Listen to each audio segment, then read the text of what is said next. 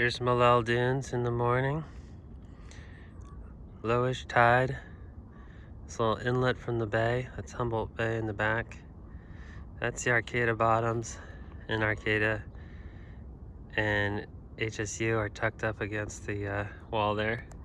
Sometimes in the winter there's snow on the peaks. You come over here, you got some forest that hasn't been covered with sand.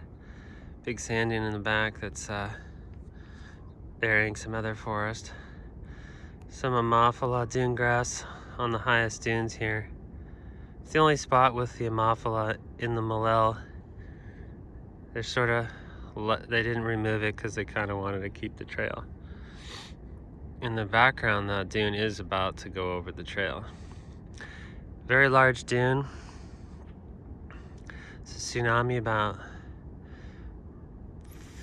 1700, which is a little over 300 years ago.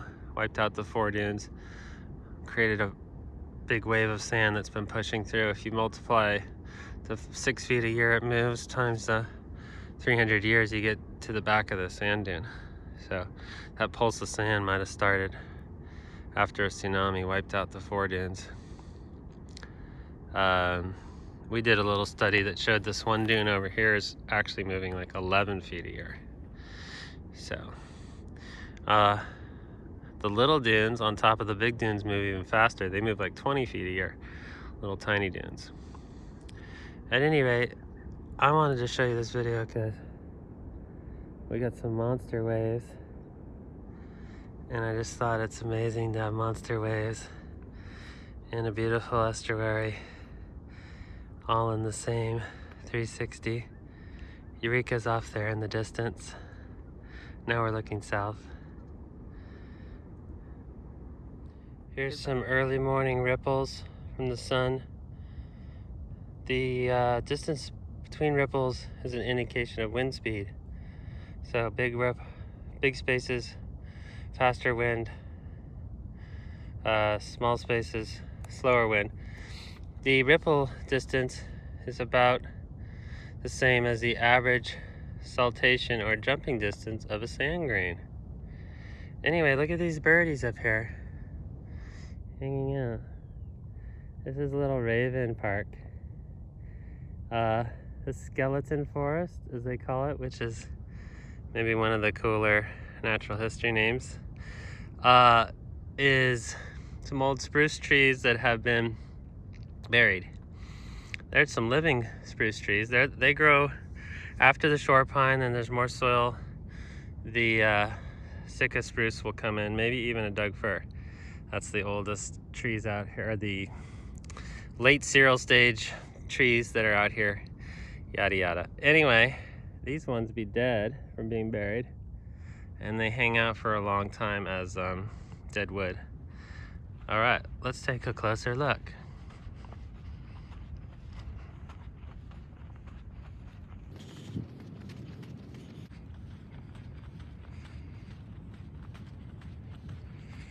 So right now we're at about 60 feet elevation, and if we have a massive tsunami like the one in 1700 with like a 7.0 earthquake right off the shore, the tsunami will be 59 feet and 11 inches. So right here, I'll be dry. I think terror might be the main feeling, but wouldn't it be one of the most amazing things ever to see a tsunami come in and have the water wrap around you and keep you safe? Probably wouldn't be that great.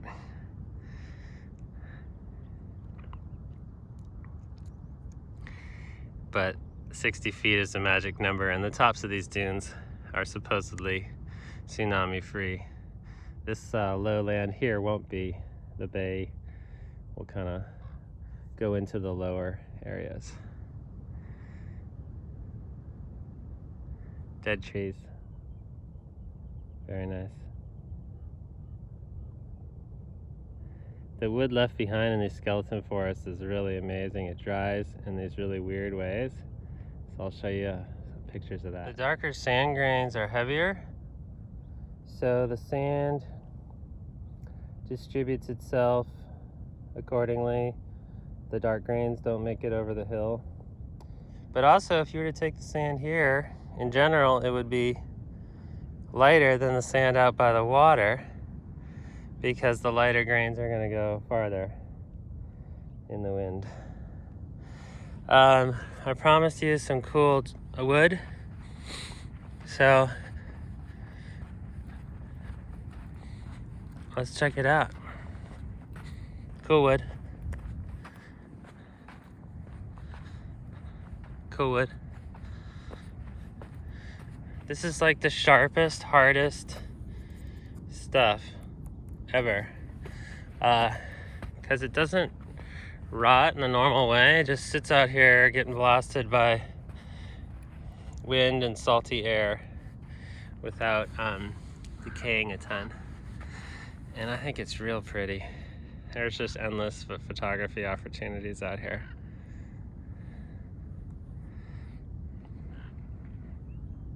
Since I started this video, the tides come in, and at a high tide, like an 8-foot tide, king tide's like 9 to 10, but even 8-foot tide, almost all of that salt marsh is covered.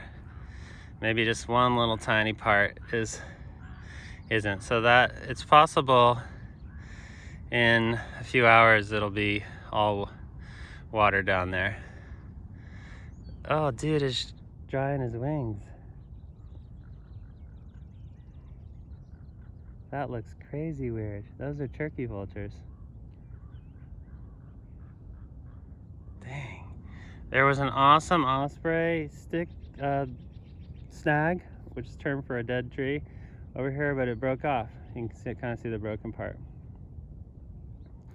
Also, this is a classic little wetland that's filling in. It was all cattails, and now it's cattails / bushes, and stuff's growing in there. It's drying out as it kind of fills in with soil and whatnot.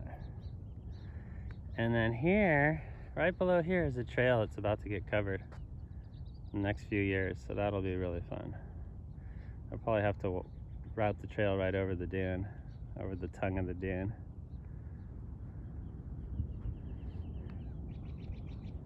Okay, remember when I said I was gonna be dry? Now I'm really gonna be dry. I was actually gonna get my feet wet over in that last spot. This is the dunes that are over 60 feet. That one in the back is the highest, pushing 80 feet. And you know, in Japan, the tsunami went like 5 to 10 feet higher than they thought it was. So if they say 60 feet, it'll probably be 65. Nobody knows for sure. And you can have a massive earthquake and not have a huge tsunami too. It just depends on what's going on underwater. Unfortunately, my geologist friends won't ever see this video, so they won't make tons of obnoxious comments about how full of crap I am. Love the dead trees. Just buried in the last 50 years, maybe? I think these trees were actually alive when I first moved out here 20 years ago. Probably first one here 25 years ago, and there was definitely living trees that were just starting to get sand on them. My friend Mr. Mouse was here earlier today, and he wanted to say hello, but all he left behind was these tracks, and those big ass tracks are mine. Now watch this drive.